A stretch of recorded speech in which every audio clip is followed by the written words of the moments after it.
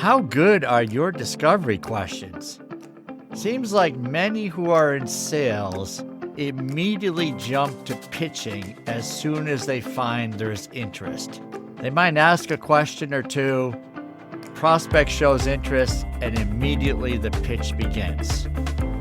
So the prospect shows some interest, and unfortunately, we immediately begin to pitch.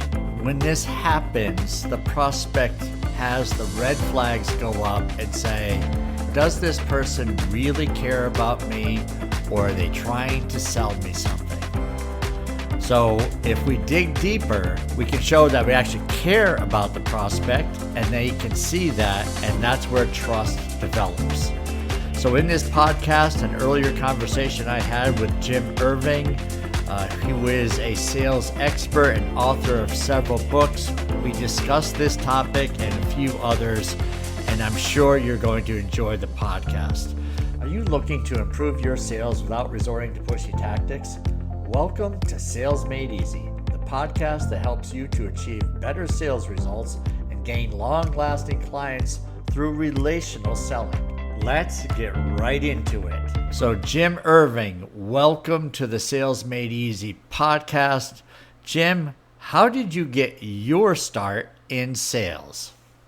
I fell into sales because it was the best alternative. I was unbelievably lucky that I did that in the mid-70s, and I joined a corporation, a very large corporation called Olivetti, famous for making typewriters and things. But they were actually the second biggest technology company in Europe. And before they let me loose on any poor potential customer, I had a 6-week residential course. I really got that feeling of what selling was. I was role played to death, and then I was sent out. And for 30 years, I lived in the corporate world. Olivetti, all of my time was with sort of tier one American technology companies. Mm-hmm. So out of New York, out of Boston, out of Silicon Valley. And I did the normal career thing, going from sales to senior sales to branch manager, ended up as number 2 for Europe, Africa, and the Middle East in a corporation called Silicon Graphics, and then finished off as UKMD for a big American software company. And that was 15 years ago. And since that time, on my own, I have been consulting, helping, mentoring startups and smaller companies to make a bigger impression and a bigger impact on the marketplace. And along the way, wrote these 3 books in the last couple of years, which have done very well. So I'm happy. So what is a couple things that you're seeing in your space today that may have surprised you when you first got into it? One of the most surprising things, I had come from a sales culture and always a sales culture. Sometimes I stood out because I didn't want to do the dirty sales thing, but nonetheless, it was very successful. Then I moved into the world of startups, and I had some incredible conversations. So startups will typically come from some form of idea that someone's had or research out of a higher educational institute. And I've had people from universities say to me, is there a difference between sales and marketing? And you think, this is going to be a long engagement. This is going to take a while. But so it's been really interesting to watch people who've never had any exposure to commerce or to business start on the path to success. And of course, they live and breathe and work their product or their solution.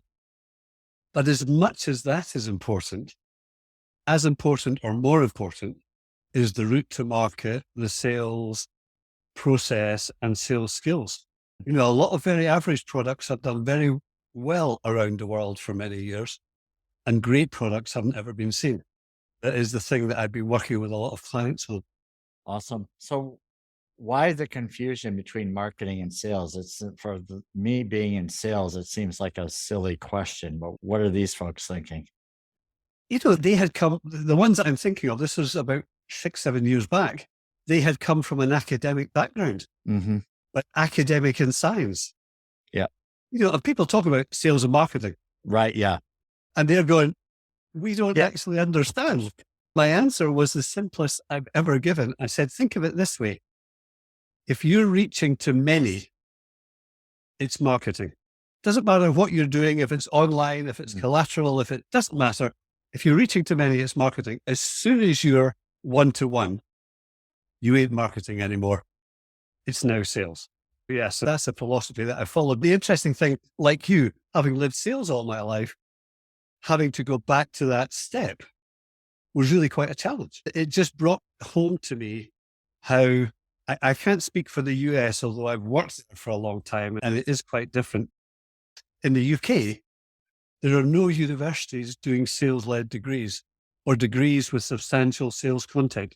So marketing's a profession, accounting's a profession, sales is something else. Sales isn't covered in UK MBAs.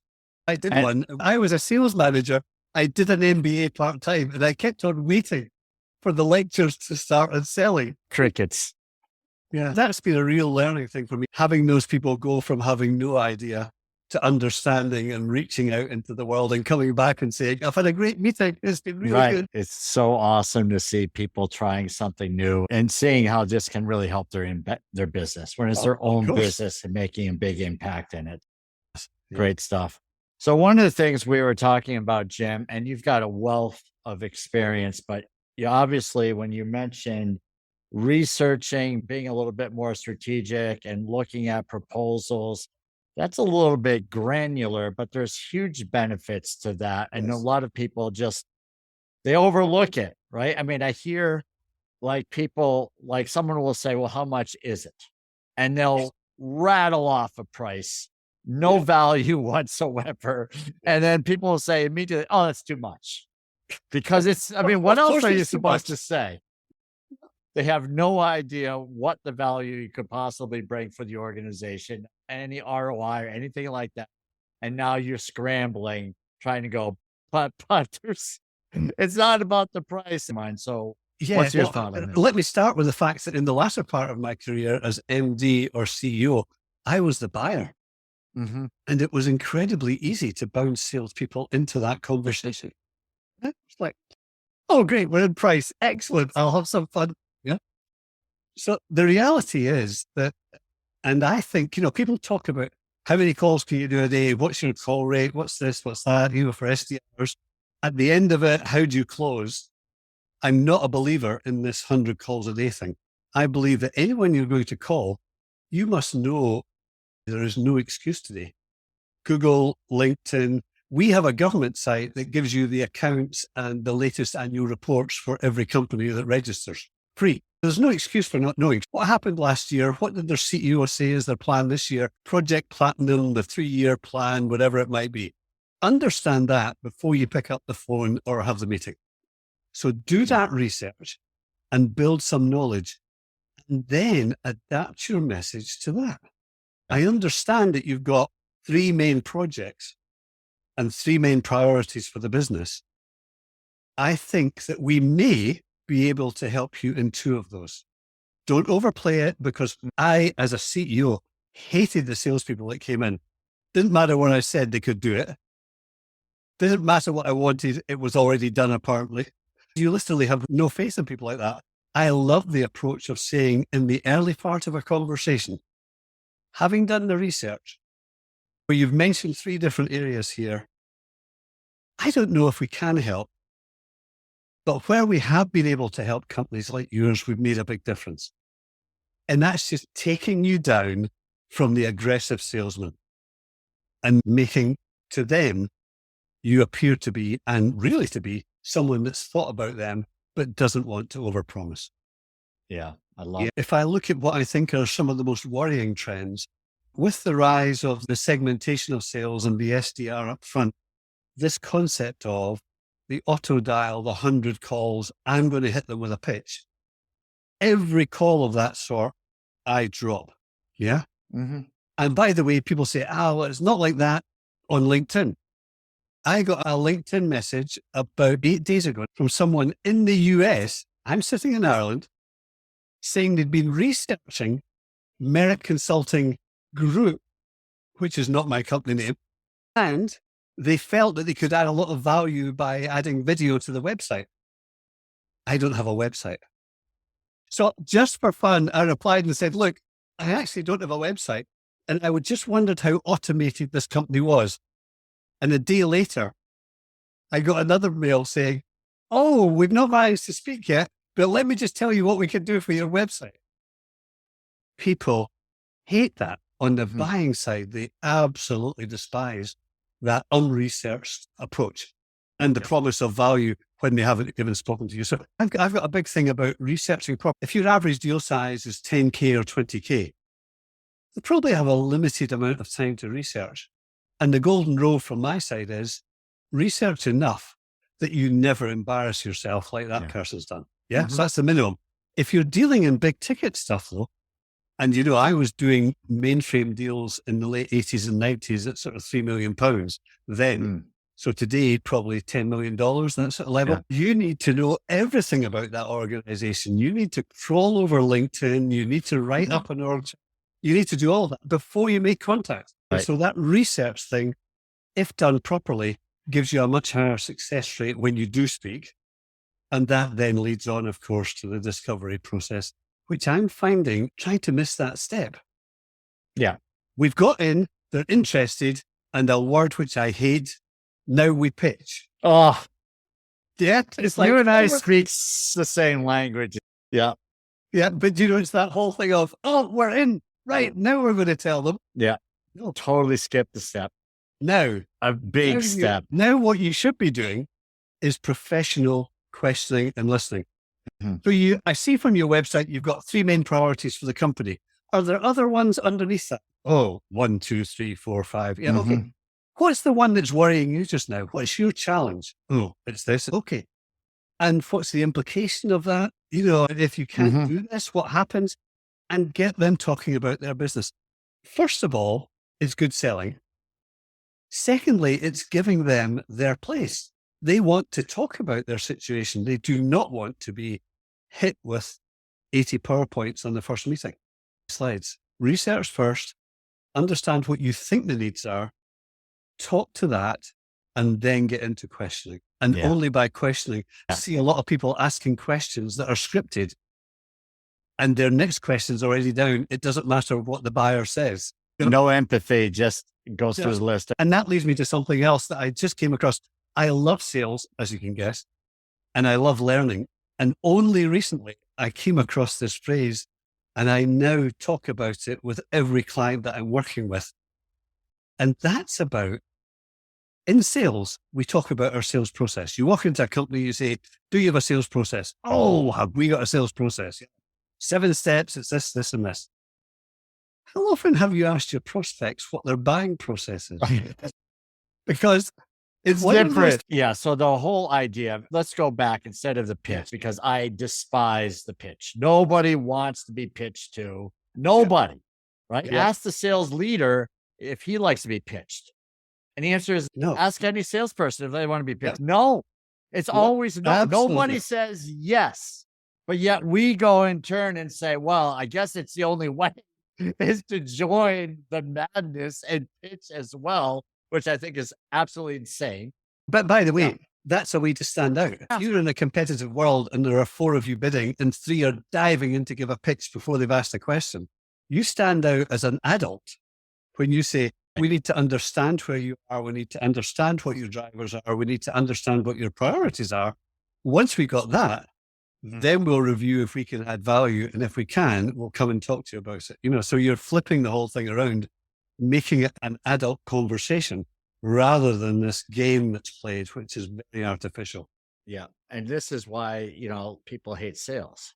One of the reasons when you talk to entrepreneurs and small business owners and ask them about how their approach to sales is, a lot of them will say they hate it. It's the last thing they want to do. They'll do everything to avoid sales versus, your approach, which is, what I would refer to as a major account type sale, where you're really finding out what someone's doing, what's important to them, understanding their business and being a resource versus I'm here to sell you something. Because if you do that early on, if you show you're there to sell, then you're lumped in, as you mentioned, with everyone else versus standing out. So I love what you're saying here. Yeah. So how do you introduce? I'm sorry. I have worked with companies where they've said, the goal of the first phone call is to get a demonstration. Now, if you're dealing with a corporate or a medium-sized company, sometimes, in a few exceptions, that can be a good thing to do. But most of the time, what you're going to do in that presentation is throw everything at the wall and hope that something sticks. That's not a good use of the buyer's team sitting there. Right. Their time just before you go into negotiation and say, well, now we've been meeting and talking for 5 weeks. We've had 7 meetings. Here we are.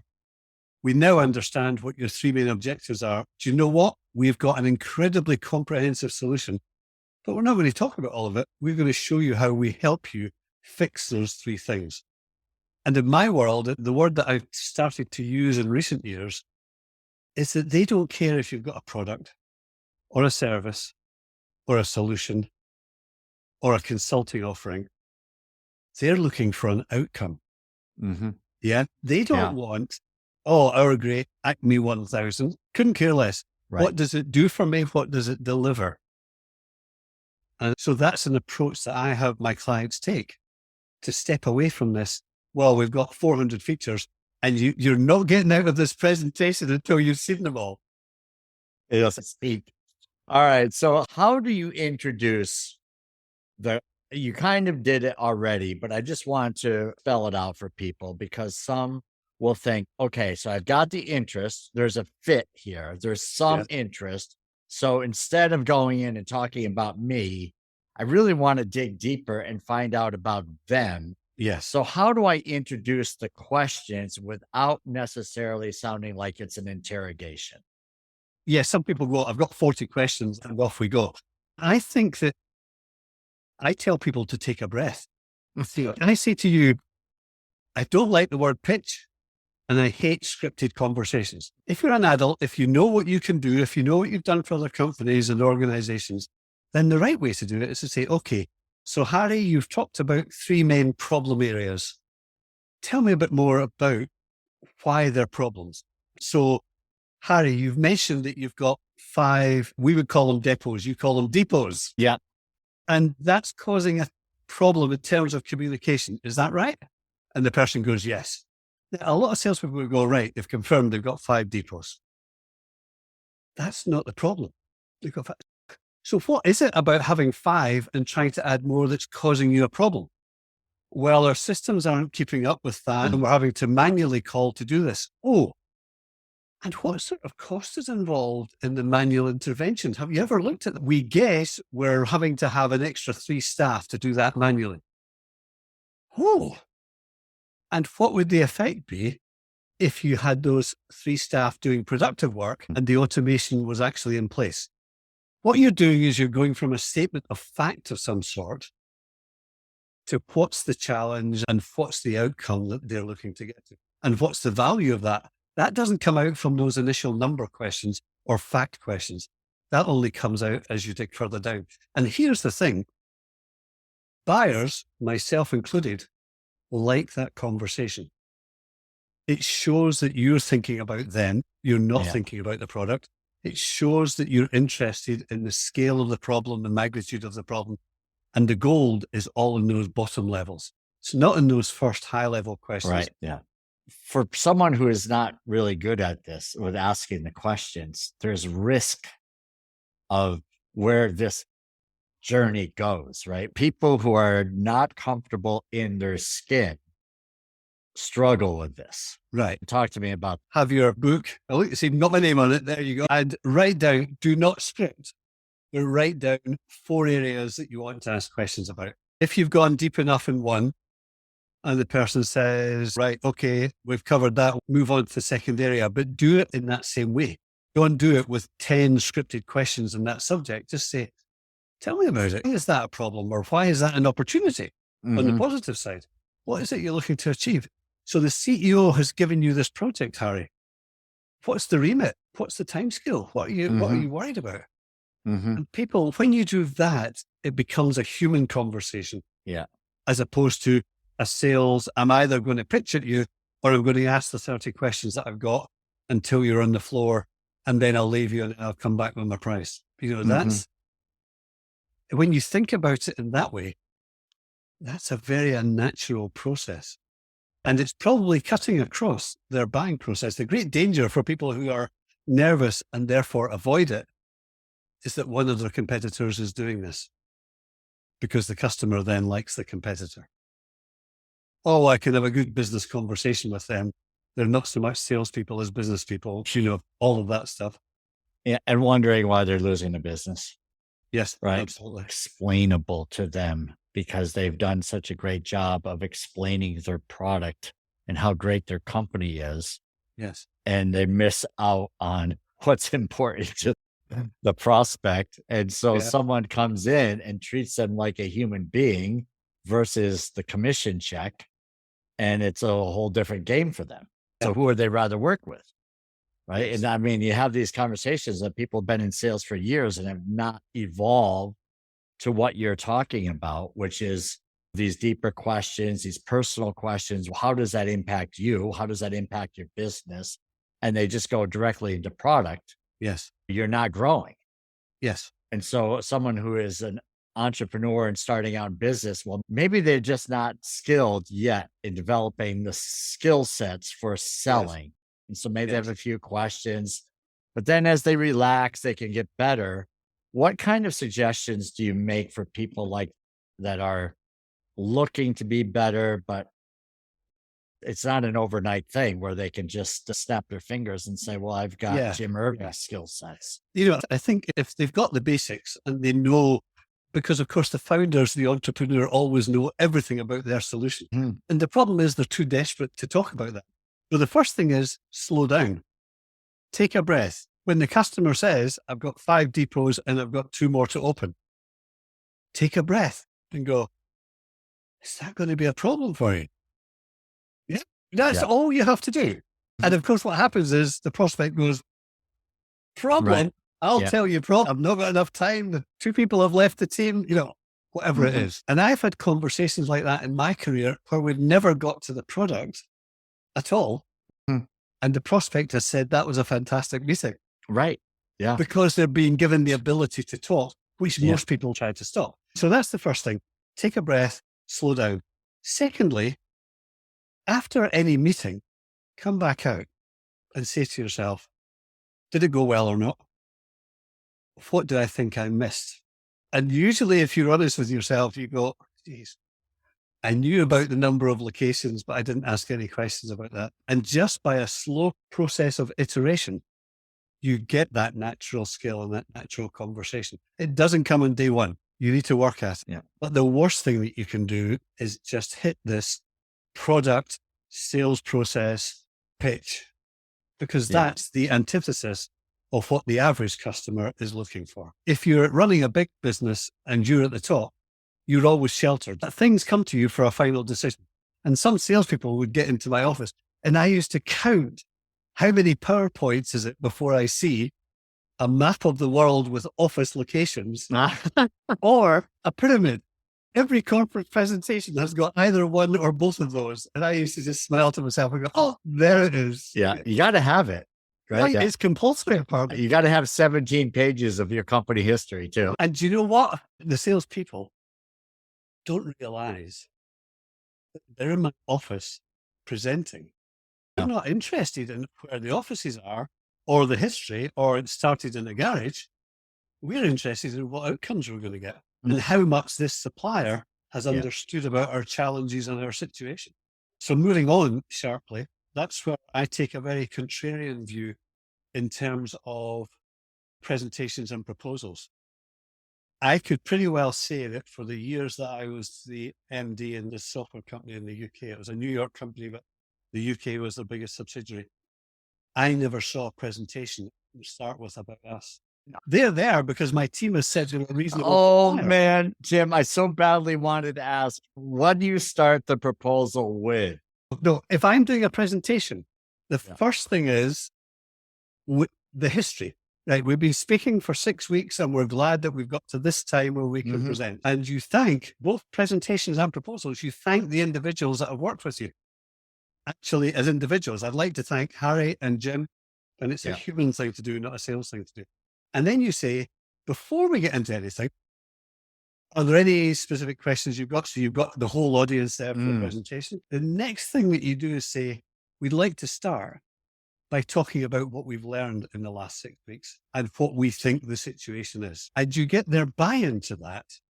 And that's probably half of your presentation time with conversation. And only then do you say, so we're all agreed it's the 3 priorities for the project to do with the depots being increased in number. Based on that, we've put a lot of thought in.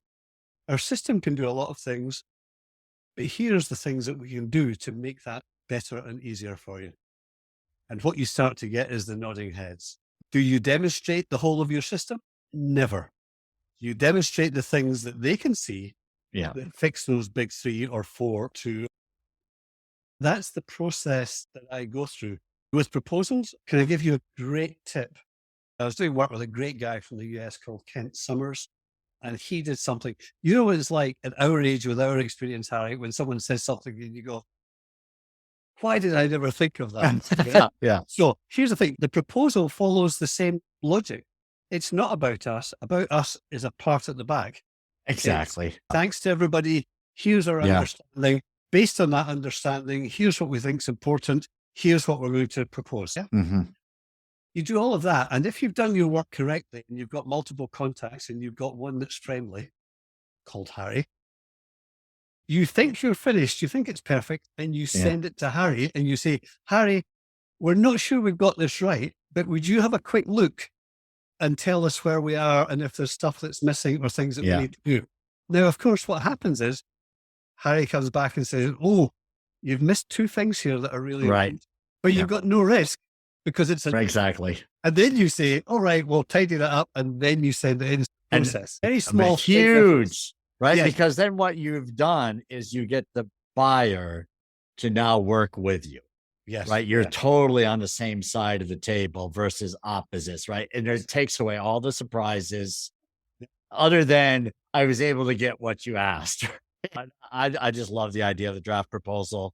And then the other thing that I like too is validation with a proposal so that when I've said this to sales reps for years, instead of just bringing the proposal to the client or reviewing it, however we do it. Today it's over Zoom probably, but back in the day, you'd go there, client would look at the proposal with you. Everything was brand new. Everything was a surprise.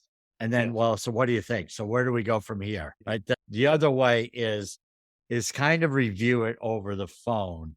This is what I'm thinking. I wanted to get your opinion first. And then you're kind of running down. And so I was thinking of this. And then they said, well, no, it would really be better for this. And then throwing out, is this kind of in the budget as to what you were thinking? And, doing some of that type of stuff gets similar is that they tell you pretty much the roadmap as to how they want to buy.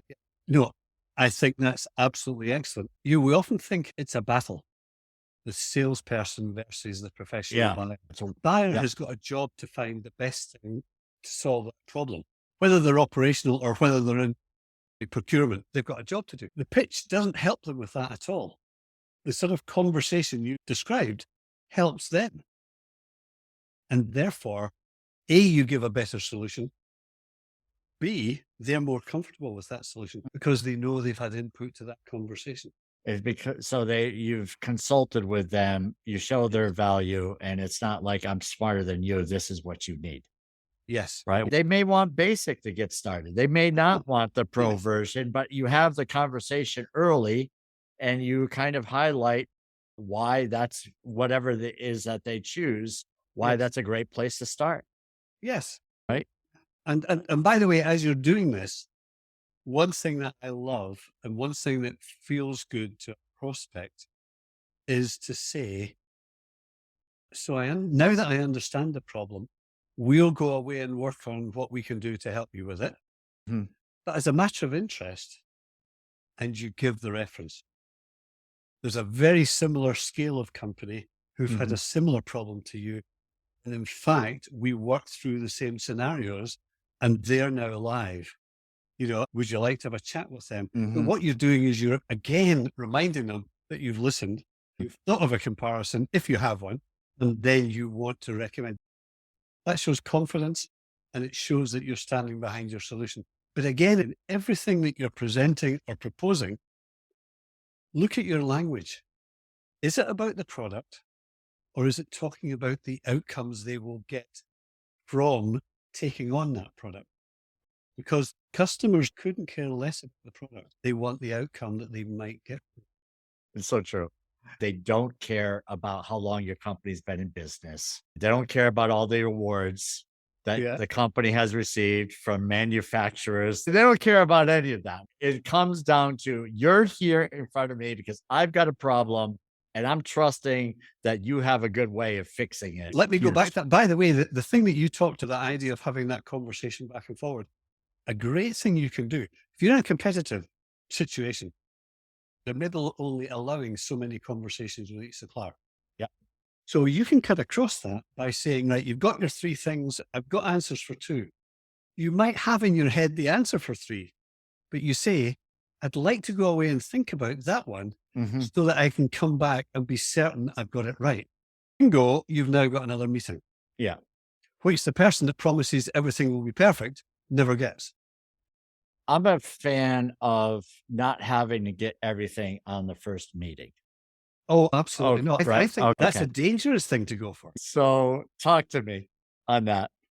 Well, yeah. So if you go in, you're going to meeting, you're not going to pitch. Good. You've learned lesson number 1 and you ask the questions and the goal is to get everything answered so that you can go away to speed up your process. What you've consciously done is limited the amount of engagement you're going to have with a prospect. So you put yourself in a position where they go, well, you've got all the answers. Where's the proposal?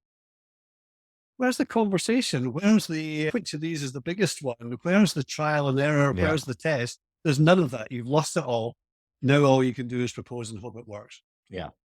So aligned with absolutely don't try and get everything in the first meeting. And so, and you mentioned about, well, you didn't really mention it, but it's about building a relationship, right? Yes. Yes. So you have time. So it's sort of like when you said, like, if someone says something and you just want to pounce, you have to breathe.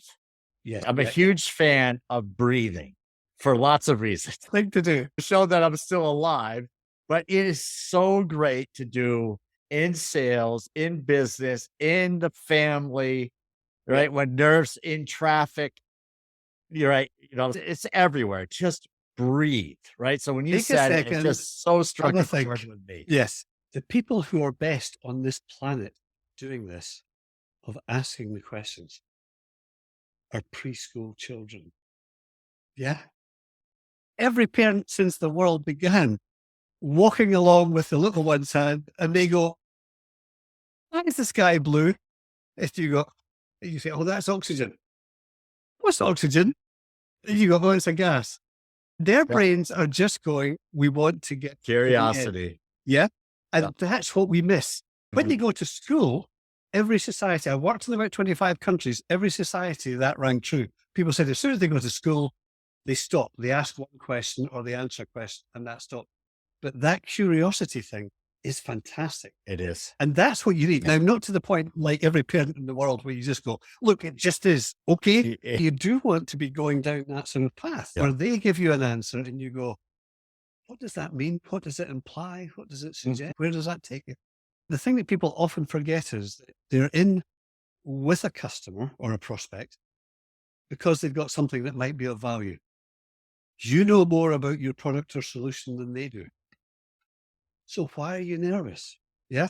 And another thing to do, by the way, just within that process, in those first 1 or 2 meetings, ask the dumb questions. Yeah. Remember Columbo? Yeah. They know that you don't know everything. So you've got a good excuse to say, surely that would never work. Yeah. And all the junior people in the meeting go, he said it might not work. And the big boss goes, well, that's a great question. You start to have that engagement because you're thinking about things. I guess if you say, what's the base of all that? Take time, think, build the relationship, and then use clever professional sales skills on top. It's so good. It's so refreshing It's funny because I was speaking to someone on a podcast within the past couple of years, and we were talking about the role of SDRs and auto dialing and pushing for the demo. And we're talking about the value of understanding who the prospect is and knowing what their problems are versus assuming what their problem is, and then pushing them into a demo and not having any clue as to how the product may solve a problem, right? You're just assuming everyone has the same problem. His response was, as CEO, it was a startup, and he said, we just don't have time for that. I've got to get them to get the demo, get the message out, call for the demo, and then we have someone comes in and closes the business. Yeah, every prospective customer will dislike that process. Yeah. Remember two things. I talked about Olivetti, and I mentioned that, this was you had the 6 weeks of training. We had to find the prospect. We had to make the first contact. We had to build the relationship. These were systems for small businesses in the 70s at £5,000 to £10,000. So today, $60,000, $70,000. Then make sure they were happy, then collect the money. Mm-hmm. That was the way it worked. Yeah. Today, so let me be revolutionary, if I may. Today, you couldn't stop me, of course, but today, you think about, remember that thing about our sales process versus how they want to buy? Do you think a customer prefers to have multiple contacts who hand off from one another as part of their sales process? Do you think that's something that a customer would like or warm to? That's a great question. I'm really worried that the sales world is driving down this efficiency path, which creates a disconnect with every prospect. Yeah. They start to get a relationship with the SDR. It's on to pre-sales. Oh, now it's the big hitting salesperson. But I like the pre-sales. Yeah. They're not being given Makes a sense. choice. They are being dropped down different steps. And I worry that that's where we're going, and it's not a good way to go. And of course, what's the answer to that? AI, auto dial. Yeah. That doesn't solve the problem. No. That is making it worse. No, I get it. I mean, in situations with the SDR, my feeling is the SDR owns the relationship, right? So at least in the beginning, until there is a solid handoff, but the SDR doesn't need to go away. No. Right. So in some organizations, the SDR is gone. My suggestion is, hey, check in, right? Yeah, still absolutely. Continue to follow up, ask how things are going. Pre-sales people looking after you. That's right. I don't know if that's the answer, but I feel like it's like that human connection. Yeah. In the search for efficiency, people are saying, no, we're not doing that. Mm-hmm. Step 1, step 2, step 3. It is. Yeah. This has been a blast. So we can obviously go on for hours. You're brilliant. I love what you say because it so resonates with me. And so you wrote the book on selling with dignity by living, selling with dignity, putting the client first, providing the value, and just great, everything about what you're doing. So you've gotten the books out. Where can you give me a couple of the titles of the books? Beautiful. And the thing I would point out is it won a Book Authority Best New Sales Book for 2021 award. And that is the B2B Selling Guidebook. Okay. Yeah, absolutely. And here you go. White, black, and red. The second one is the B2B Leaders Guidebook. And awesome. That's for anyone running a sales team, a business unit, a startup, anyone who's running a high performance team. And that's about making the team work better. This book won the Book Authority, announced last week, the world's 5 best B2B business audiobooks.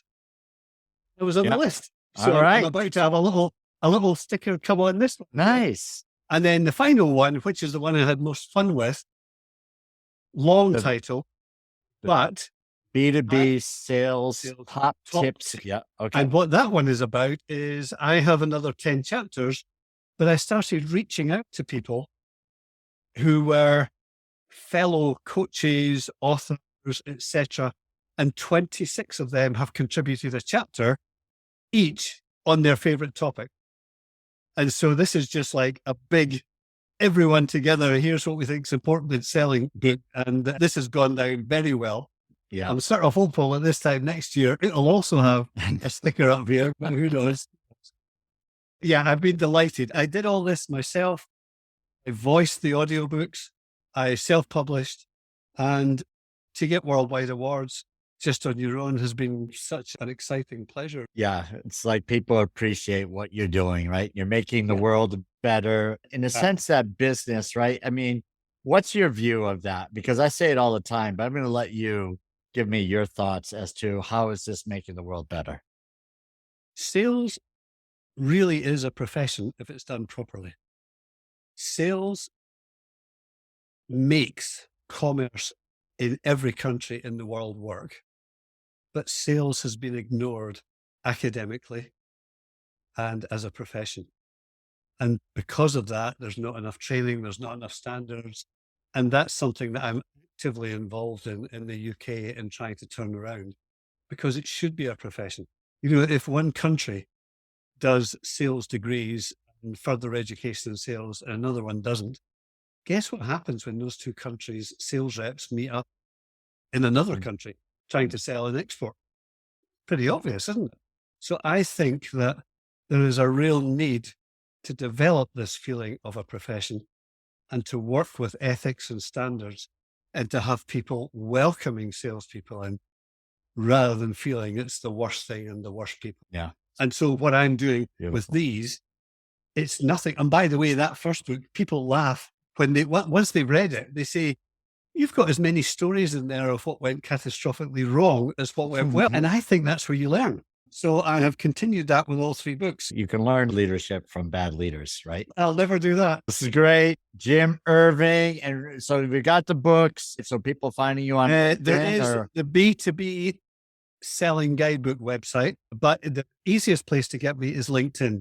Well, this has been a jam-packed podcast episode, and I just love it. So thank you so much for joining me on it. And I hope you see some sun soon over there. Okay. Thank you. Thanks for listening to Sales Made Easy. If you enjoyed today's episode, please subscribe and share it with your friends. Also, you're invited to join the Facebook group Sales Training Selling with Dignity. Serve first, the selling will follow.